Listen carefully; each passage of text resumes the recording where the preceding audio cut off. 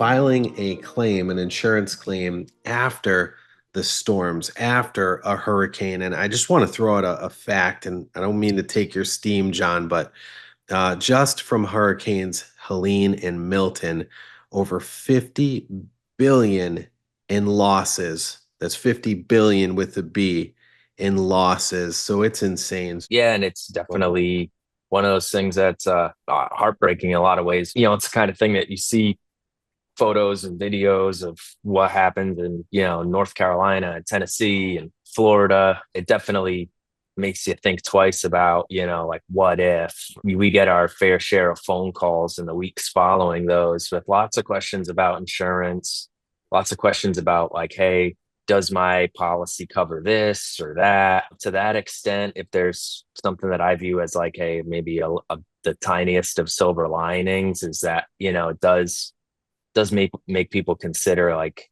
it, not necessarily just the typical calls to their insurance agent, which is like usually you think to call your agent when you see your price go up on your Yeah. renewal and say, hey, what can we do to lower our cost here? But then when you see some of the devastation that some of these communities go through, you start to think, what if I paid a little bit of extra money? Would I be covered for this situation that I just witnessed all these people experience? Am I definitely covered for that? We've lucked out. We haven't had anything nearly, even close to the level of some of these storms when they hit the Southeast. But, it's the kind of thing that certainly could happen. John, like, where do you find that most like Rhode Islanders and folks in Mass and Connecticut are underinsured?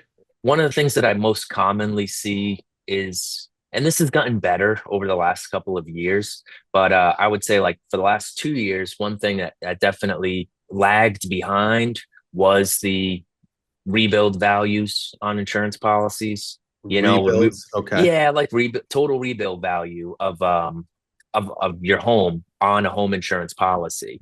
And there was like an interesting article that came out, I don't know, a couple weeks back, and it was something about, it was Wall Street Journal said that a huge amount of Americans have their home like underinsured. It's just because of all of the increase in construction costs and labor and materials and whatnot that, happened post COVID and just inflation in general, right? But like a lot of insurance companies have tried to tackle this by increasing their coverage amounts through like, automatic increases, which everybody gets.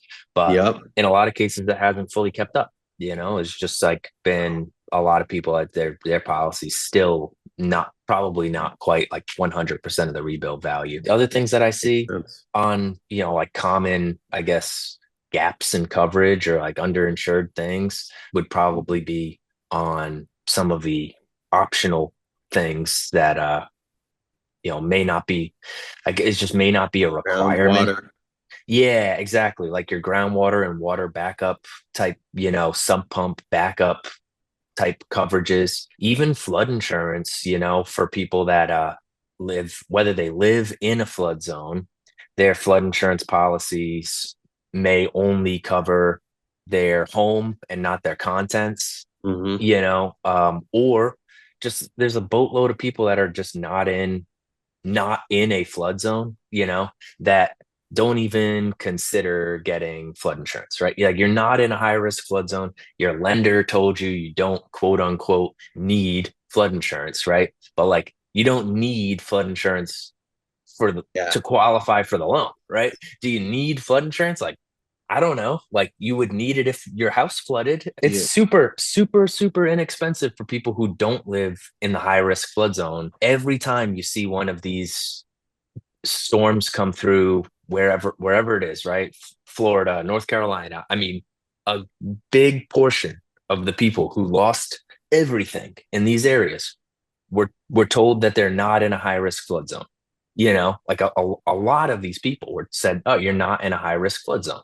So, when you're not in a high risk flood zone and you sustain flooding like that, there is, disaster relief that you're eligible for through the government, but that's not even close to like what real insurance would cover you for. It's a fraction of what you'd actually get if you bought a $500 a year flood insurance policy.